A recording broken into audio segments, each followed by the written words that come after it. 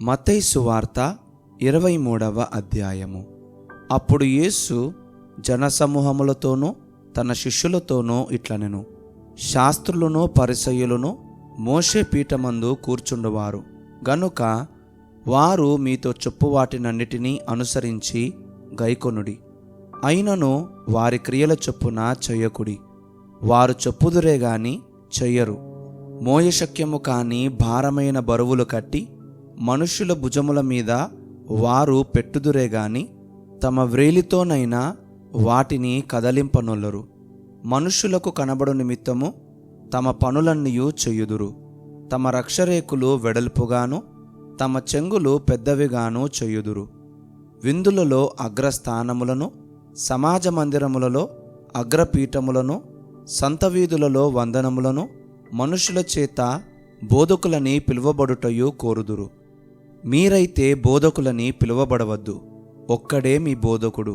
మీరందరూ సహోదరులు. మరియు భూమి మీద ఎవనికైనను తండ్రి అని పేరు పెట్టవద్దు, ఒక్కడే మీ తండ్రి, ఆయన పరలోకమందున్నాడు. మరియు మీరు గురువులని పిలువబడవద్దు, క్రీస్తు ఒక్కడే మీ గురువు. మీలో అందరికంటే గొప్పవాడు మీకు పరిచారకుడై ఉండవలెను. తన్ను తాను హెచ్చించుకొనువాడు తగ్గింపబడును, తన్ను తాను తగ్గించుకొనువాడు హెచ్చింపబడును. అయ్యో వేషధారులైన శాస్త్రులారా, పరిసయ్యులారా, మీరు మనుష్యుల ఎదుట పరలోక రాజ్యమును మూయుదురు. మీరందులో ప్రవేశింపరు, ప్రవేశించు వారిని ప్రవేశింపనీయరు. అయ్యో వేషధారులైన శాస్త్రులారా, పరిసయ్యులారా, ఒకని మీ మతములో కలుపుకొనుటకు మీరు సముద్రమును భూమిని చుట్టివచ్చెదరు. అతడు కలిసినప్పుడు అతని మీకంటే రెండంతలు నరకపాత్రునిగా చెయ్యుదురు. అయ్యో అందులైన మార్గదర్శకులారా, ఒకడు దేవాలయము తోడని ఒట్టు పెట్టుకొంటే అందులో ఏమీయూ లేదు గాని దేవాలయములోని బంగారము తోడని ఒట్టు పెట్టుకొంటే వాడు దానికి బద్ధుడని మీరు చెప్పుదురు. అవివేకులారా, అందులారా, ఏది గొప్పది? బంగారమా? బంగారమును పరిశుద్ధపరచు దేవాలయమా? మరియు బలిపీఠము తోడని ఒకడు ఒట్టు పెట్టుకొంటే అందులో ఏమీయూ లేదు గాని దాని పైనుండు అర్పణము తోడని ఒట్టు పెట్టుకొంటే దానికి బద్ధుడని మీరు చెప్పుదురు. అవివేకులారా, అందులారా, ఏది గొప్పది? అర్పణమా? అర్పణమును పరిశుద్ధపరచు బలిపీఠమా? బలిపీఠము తోడని ఒట్టు పెట్టుకొనువాడు దాని తోడనియు దాని పైనుండు వాటన్నిటి తోడనియు ఒట్టు పెట్టుకొనుచున్నాడు. మరియు దేవాలయము తోడని ఒట్టు పెట్టుకొనువాడు దాని తోడనియు అందులో నివసించువాని తోడనియు ఒట్టు పెట్టుకొనుచున్నాడు. మరియు ఆకాశము తోడని ఒట్టు పెట్టుకొనువాడు దేవుని సింహాసనము తోడనియు దానిపైని కూర్చున్నవాని తోడనియు ఒట్టు పెట్టుకొనుచున్నాడు. అయ్యో వేషధారులైన శాస్త్రులారా, పరిసయ్యులారా, మీరు పుదీనాలోను సోపులోను జీలకర్రలోను 10వ వంతు చెల్లించి ధర్మశాస్త్రములో ప్రధానమైన విషయములను అనగా న్యాయమును, కనికరమును, విశ్వాసమును విడిచిపెట్టితిరి. వాటిని మానక వీటిని చేయవలసియుండెను. అందులైన మార్గదర్శకులారా, దోమ లేకుండునట్లు వడియగట్టి ఒంటెను మృంగువారు మీరే. అయ్యో వేషధారులైన శాస్త్రులారా, పరిసయ్యులారా, మీరు గిన్నెయు పల్లెమును వెలుపట శుద్ధి చేయుదురు గాని అవి లోపల దోపుతోనూ అజితేంద్రియత్వముతోనూ నిండియున్నవి.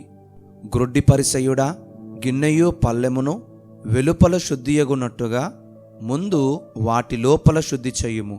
అయ్యో వేషధారులైన శాస్త్రులారా, పరిసయ్యులారా, మీరు సున్నము కొట్టిన సమాధులను పోలియున్నారు. అవి వెలుపల శృంగారముగా అగుపడును గాని లోపల చచ్చిన వారి ఎముకలతోనూ సమస్త కల్మషముతోనూ నిండియున్నవి. అలాగే మీరు వెలుపల మనుషులకు నీతిమంతులుగా నగుపడుచున్నారు గాని లోపల వేషధారణతోనూ అక్రమముతోనూ నిండియున్నారు.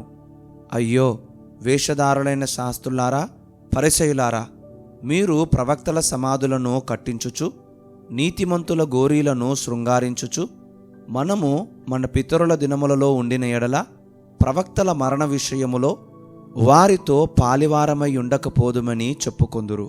అందువలననే మీరు ప్రవక్తలను చంపిన వారి కుమారులై ఉన్నారని మీ మీద మీరే సాక్ష్యము చెప్పుకొనుచున్నారు.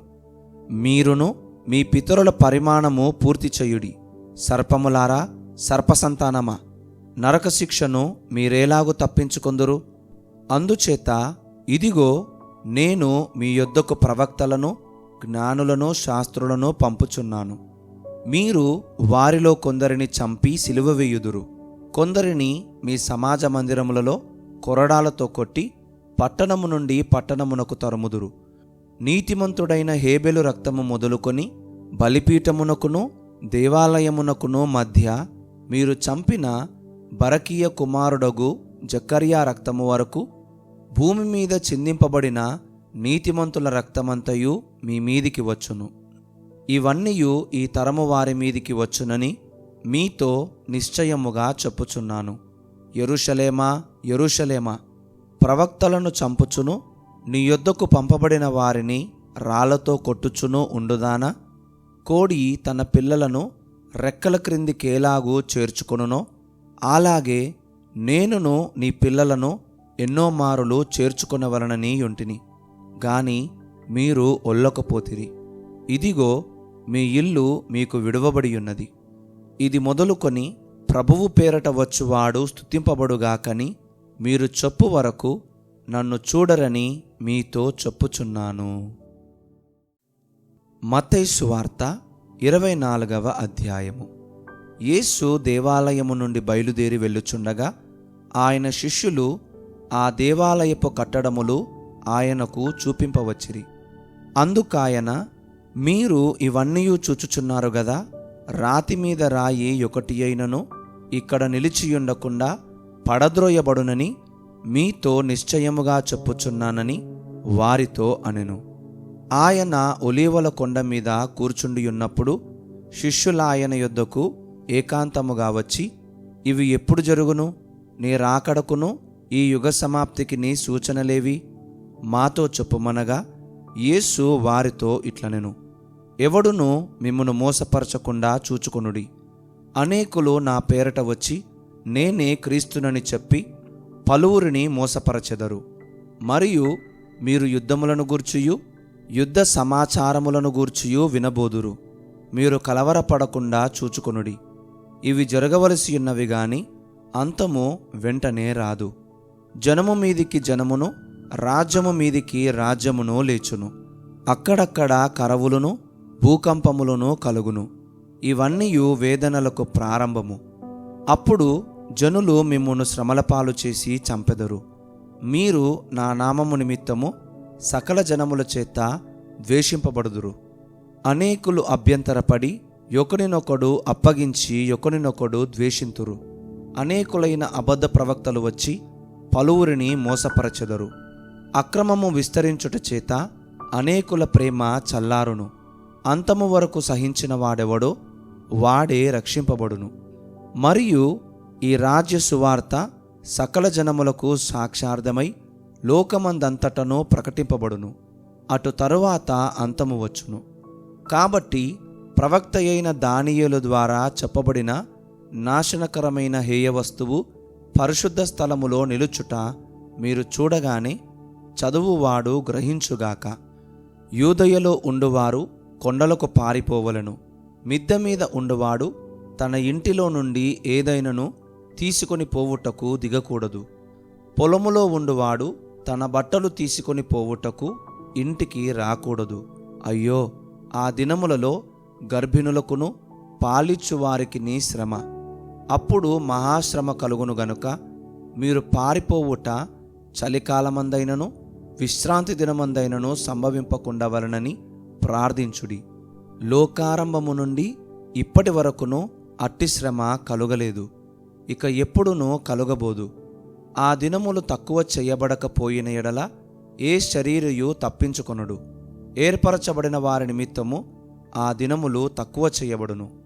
ఆ కాలమందు ఎవడైనను ఇదిగో క్రీస్తు ఇక్కడ ఉన్నాడు, అక్కడ ఉన్నాడు అని చెప్పిన ఎడల నమ్మకుడి.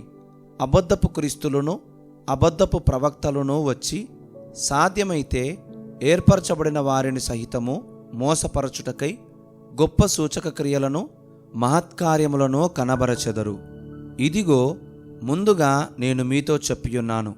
కాబట్టి ఎవరైనను ఇదిగో అరణ్యములో ఉన్నాడని మీతో చెప్పినను వెళ్ళకుడి, ఇదిగో లోపలి గదిలో ఉన్నాడని చెప్పినను నమ్మకుడి. మెరుపు తూర్పున పుట్టి పడమటి వరకు ఏలాగు కనబడునో అలాగే మనుష్య కుమారుని రాకడయో నుండును. పీనుగు ఎక్కడ ఉన్నదో అక్కడ గద్దలు పోగవును.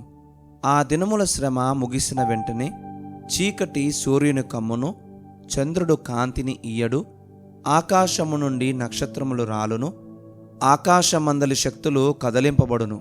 అప్పుడు మనుష్య కుమారుని సూచన ఆకాశమందు కనబడును.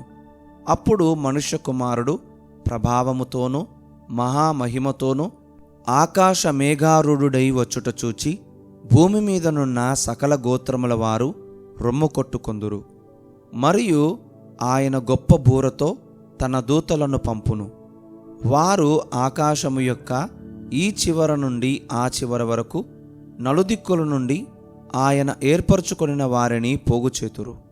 అంజూరపు చెట్టును చూచి ఒక ఉపమానము నేర్చుకొనుడి. అంజూరపు కొమ్మ లేతదై చిగిరించినప్పుడు వసంతకాలము ఇంకా సమీపముగా ఉన్నదని మీకు తెలియను. ఆ ప్రకారమే మీరీ సంగతులన్నీయు జరుగుట చూచున్నప్పుడు ఆయన సమీపముననే ద్వారము దగ్గరనే ఉన్నాడని తెలిసికొనుడి. ఇవన్నీ జరుగు వరకు ఈ తరము గతింపదని నిశ్చయముగా మీతో చెప్పుచున్నాను. ఆకాశమును భూమియు గతించును గాని నా మాటలు ఏమాత్రమును గతింపవు. అయితే ఆ దినమును గూర్చియు ఆ గడియను గూర్చియు తండ్రి మాత్రమే ఎరుగును గాని ఏ మనుష్యుడైనను పరలోకమందలి దూతలైనను కుమారుడైనను ఎరుగరు. నోవహు దినములు ఎలాగుండెనో మనుష్య కుమారుని రాకడయును అలాగే ఉండును. జలప్రళయమునకు ముందటి దినములలో నోవహు ఓడలోనికి వెళ్ళిన దినము వరకు వారు తినుచు త్రాగుచు పెండ్లి చేసుకొనుచు పెండ్లికిచ్చుచూ నుండి జలప్రళయము వచ్చి అందరిని కొట్టుకొని పోవు వరకు ఎరుగకపోయిరి. అలాగుననే మనుష్య కుమారుని రాకడా ఉండును. ఆ కాలమున ఇద్దరు పొలములో ఉందురు, ఒకడు తీసుకుని పోబడును, ఒకడు విడిచిపెట్టబడును. ఇద్దరు స్త్రీలు తిరుగలి విసరుచుందురు, ఒకతే తీసుకొని పోబడును, ఒకతే విడిచిపెట్టబడును. కావున ఏ దినమున మీ ప్రభువు వచ్చునో మీకు తెలియదు గనక మెలకువగా నుండుడి. ఏ జామున దొంగ వచ్చునో ఇంటి యజమానునికి తెలిసియుండిన ఎడల అతడు మెలకువగా ఉండి తన ఇంటికి కన్నము వేయనీయడని మీరెరుగుదురు. మీరనుకొనని గడియలో మనుష్య కుమారుడు వచ్చును గనుకనే మీరును సిద్ధముగా ఉండుడి. యజమానుడు తన ఇంటి వారికి తగిన వేళ అన్నము పెట్టుటకు వారిపైన ఉంచిన నమ్మకమైన వాడును బుద్ధిమంతుడునైన దాసుడెవడు? యజమానుడు వచ్చినప్పుడు ఏ దాసుడు ఈలాగు చేయుచుండుట అతడు కనుగొనునో ఆ దాసుడు ధన్యుడు. అతడు తన యావదాస్తి మీద వాని నుంచునని మీతో నిశ్చయముగా చెప్పుచున్నాను. అయితే దుష్టుడైన యొక్క దాసుడు నా యజమానుడు ఆలస్యము చేయుచున్నాడని తన మనస్సులో అనుకొని తన తోడి దాసులను కొట్టమొదలుపెట్టి త్రాగుబోతులతో తినుచు త్రాగుచునుంటే ఆ దాసుడు కనిపెట్టని దినములోనూ వాడనుకొనని గడియలోనూ వాని యజమానుడు వచ్చి వానిని నరికించి వేషధారులతో కూడా వానికి పాలు నియమించును. అక్కడ ఏడుపును పండ్లు కొరుకుటయు నుండును.